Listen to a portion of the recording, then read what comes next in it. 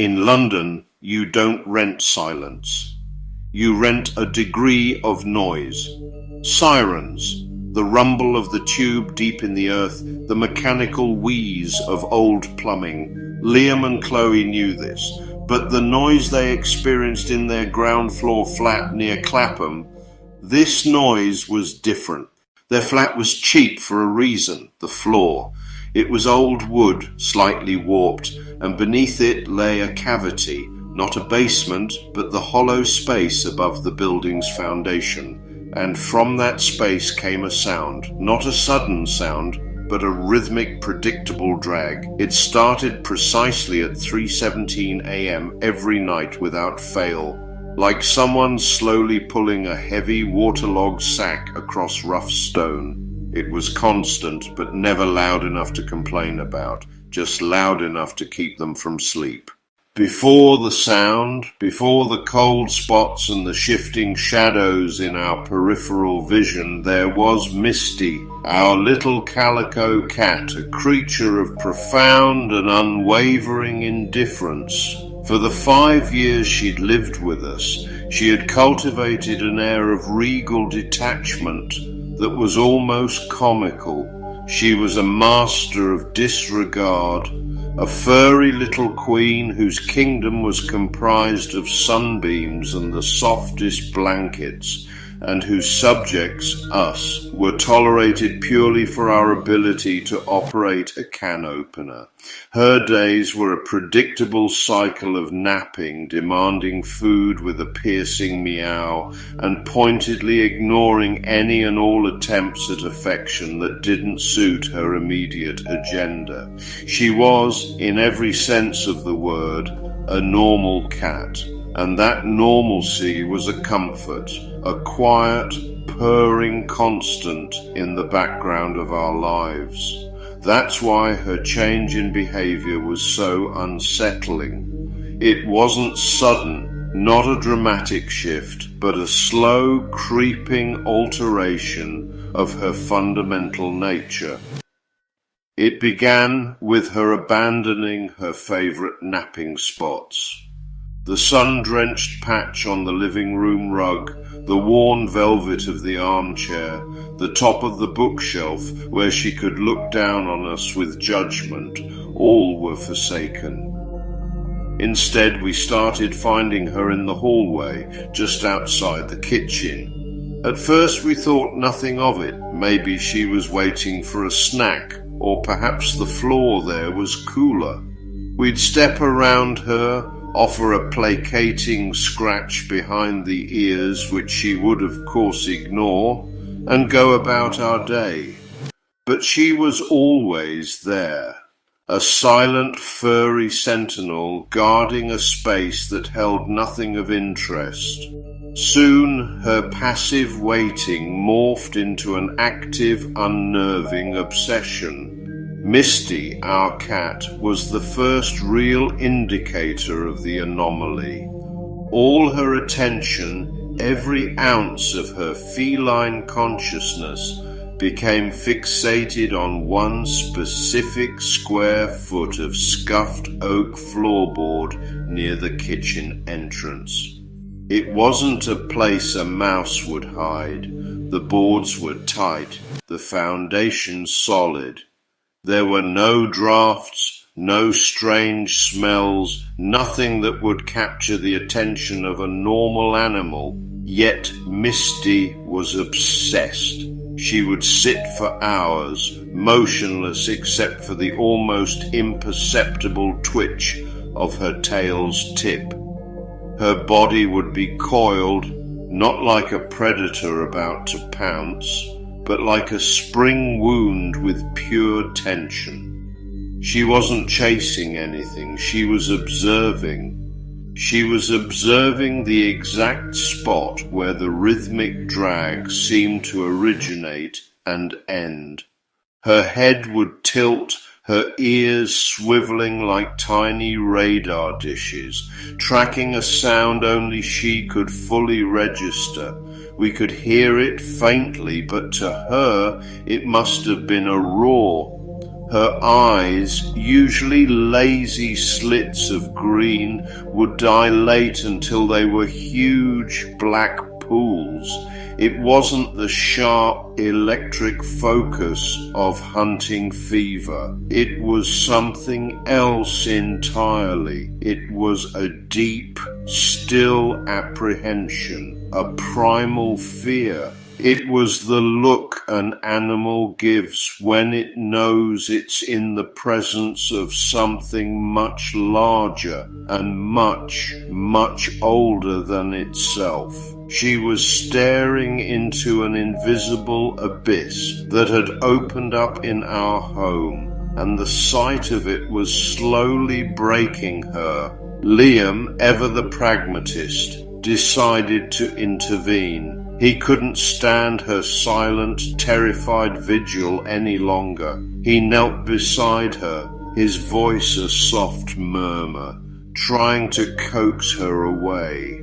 She didn't even flinch. He tried tapping the wood, a light, rhythmic drumming with his fingertips right beside her nose. Nothing. He knocked heavily, the sound sharp and loud in the quiet hallway, directly on the source of the sound. For a moment there was a reaction. The dragging noise, the faint, scraping rhythm that had become the house's new awful heartbeat, paused. Silence flooded the space, thick and expectant. Misty's entire body went rigid. 2 seconds passed, then from beneath the floor it resumed, unchanged, unbothered, never stopping. Liam pulled his hand back as if the wood had burned him. Misty just lowered her head a fraction of an inch and continued her watch. The psychological toll, once a quiet hum of anxiety, began to crescendo. Sleep offered no escape, only a continuation of the day's dread, replayed in fragmented, nonsensical nightmares. Awake, Liam found himself a prisoner in his own home. Each creak of the floorboards, each sigh of the pipes, a fresh assault on his fraying nerves.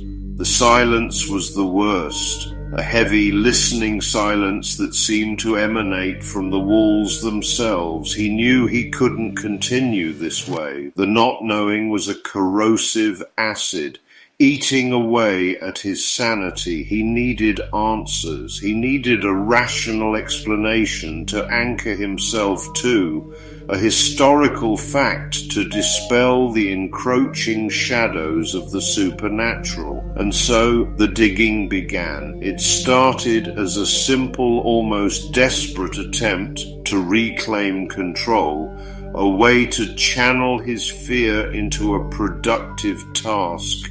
He would unearth the history of this place piece by piece and prove to himself that it was just a building, just bricks and mortar and wood. The nights bled into one another, marked only by the bitter taste of stale coffee and the relentless blue light of the screen. He plunged into the digital rabbit hole of local history, navigating the labyrinthine archives of city council records, historical societies, and digitized newspaper collections. His world shrank to the confines of his desk, his reality reduced to keywords and search filters. He started with the basics, tracing the building's lineage back to its very conception.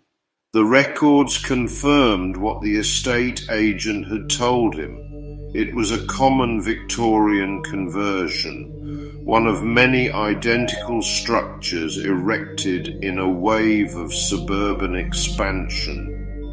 The year 1898 appeared again and again, stamped on deeds and architectural plans. He found the name of the original architect, the construction company, even the cost of the plot of land. He unearthed census records listing the names of families who had lived and died within these walls over the decades. Shopkeepers, clerks, soldiers, teachers. Their lives were ordinary, their stories unremarkable. For days his search yielded nothing. Nothing famous, nothing scandalous. There were no tales of grisly murders, no whispers of hauntings passed down through local lore. A profound sense of anticlimax began to set in, mingled with a strange, creeping foolishness. Was he losing his mind? Had he manufactured this entire ordeal from stress and isolation? He was on the verge of shutting the laptop, of surrendering to the idea that the problem wasn't the flat but him. But obsession is a stubborn pilot. He decided to try one last broader search, removing the specific address and focusing only on the street name, paired with keywords like incident, inquiry, unusual. He scrolled through pages of irrelevant noise. Minor traffic accidents, council disputes over parking, announcements for street fairs, and then, buried deep in the archives of a defunct local paper, he saw it, a tiny, digitized article from 1953. The headline was innocuous enough. Inquiry into local disappearance continues. His heart hammered against his ribs. He clicked. The text was slightly blurred, a ghost of old ink and aging paper. It detailed the ongoing investigation into a man who had vanished from the area. But it wasn't the disappearance that made Liam's blood run cold. It was a secondary detail, a strange footnote in the larger story. The article mentioned that during the search, investigators had been called to the building on this exact road due to a peculiar and sudden flooding of the basement. It was described not as a burst pipe, but as a slow, inexorable seepage from the ground itself. This led to an emergency inspection, which revealed a significant structural failure in the foundation. And then came the sentence that stopped his breath.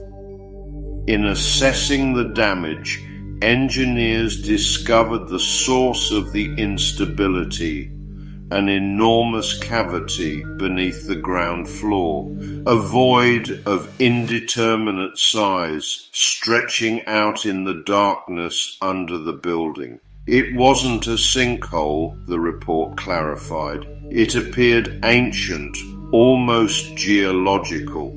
The final paragraph contained the most unsettling detail of all.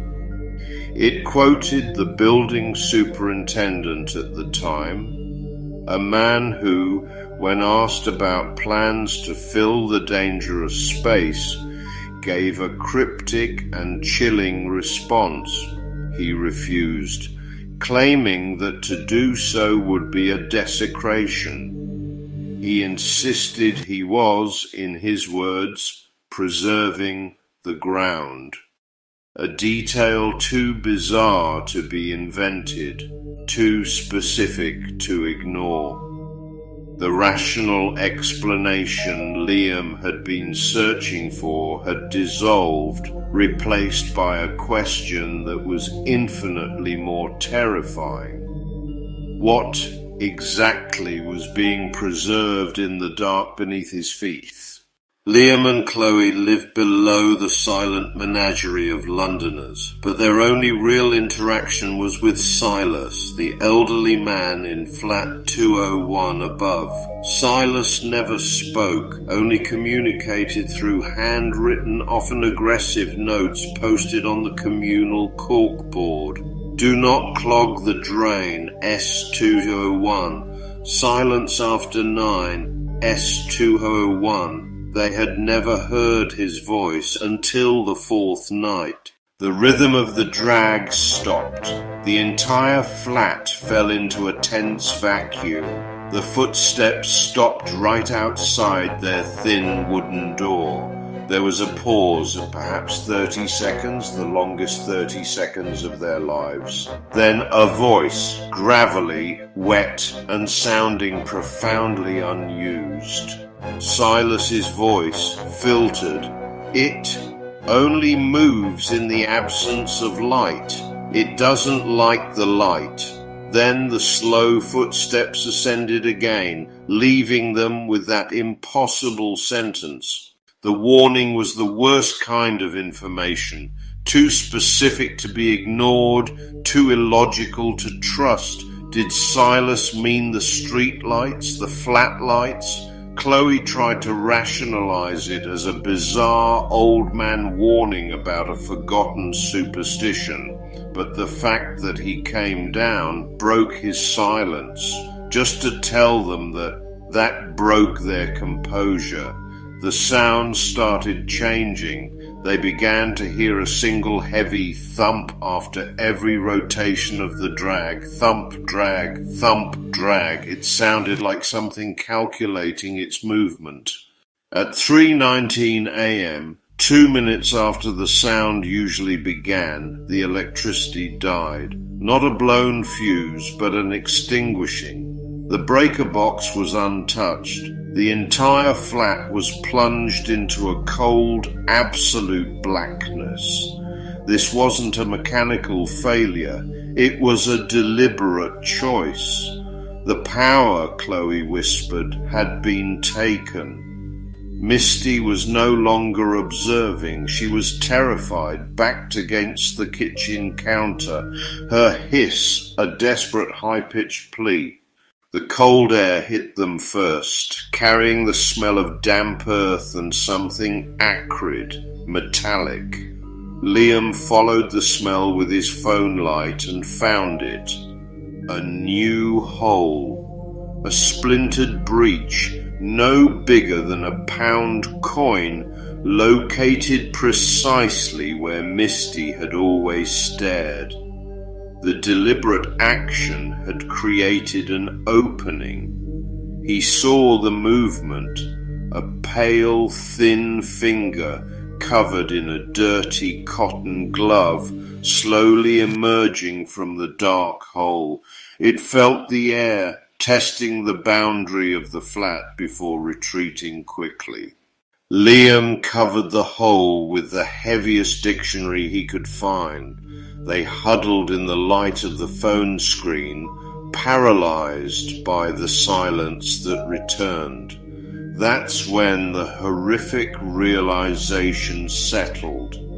Silas hadn't warned them about the darkness. He had told them the thing beneath the floor liked the darkness. He had instructed them on how to encourage it. The neighbor hadn't wanted the sound to stop. He wanted the thing to have what it desired. A full hour passed. The lights remained off. Then Chloe's phone buzzed. A message from a blocked number. The text was simple, 3 letters long. THANKYOUS.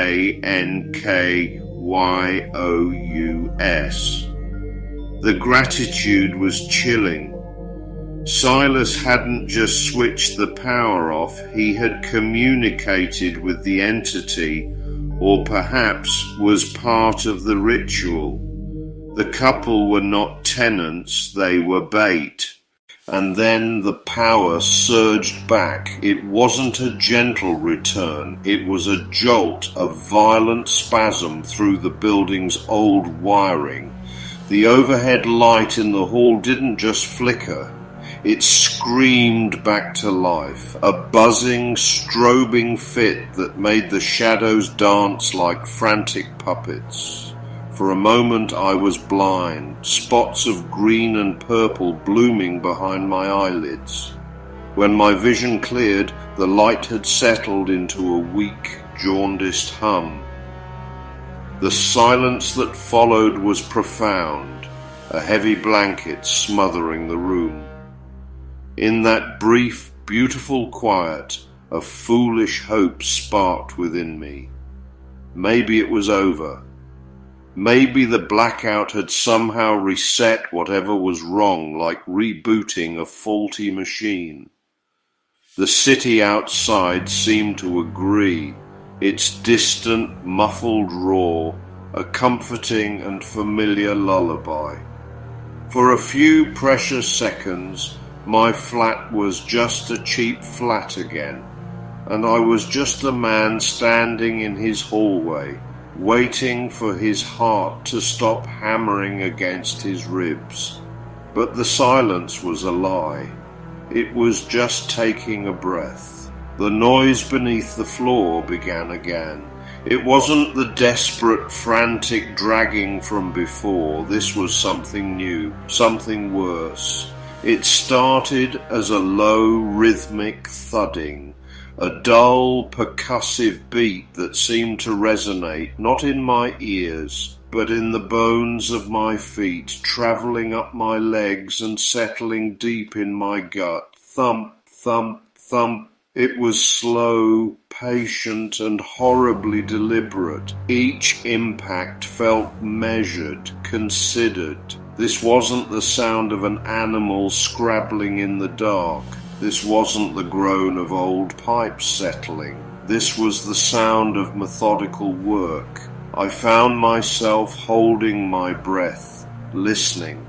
The thudding stopped, replaced by a grating, scraping sound. It was the noise of something heavy being shifted across rough earth and stone, a long drawn-out rasp, followed by a soft cascade of dirt and pebbles. It was creating a space, hollowing out a domain directly beneath my feet. I could almost picture it, the slow, tireless excavation, the patient clearing of debris. It was the sound of something making itself comfortable. It was the sound of something moving in.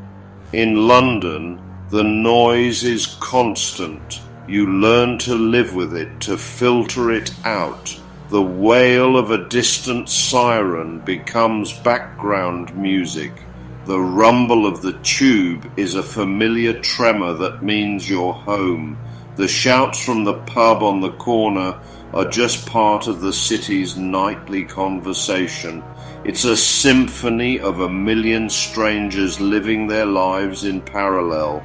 But this was different. This noise wasn't outside. It wasn't anonymous. It was intimate. It was a secret being whispered from the foundations of my own home, a sound meant only for me. It sliced through the external chaos, demanding my full attention. It was a private horror, unfolding in the one place I was supposed to feel safe.